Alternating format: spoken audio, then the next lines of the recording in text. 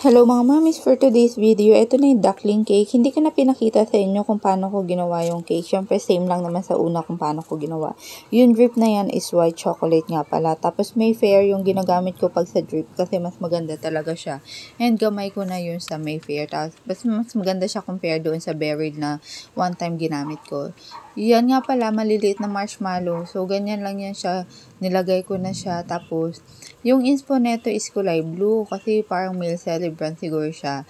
Kaya lang babae itong magse-celebrate kaya ginawang pink. Tapos ganyan lang siya, maliliit na marshmallow. Naghanap pa nga ako kung saan makakabili kasi yung stock ko dito na marshmallow yung malalaki.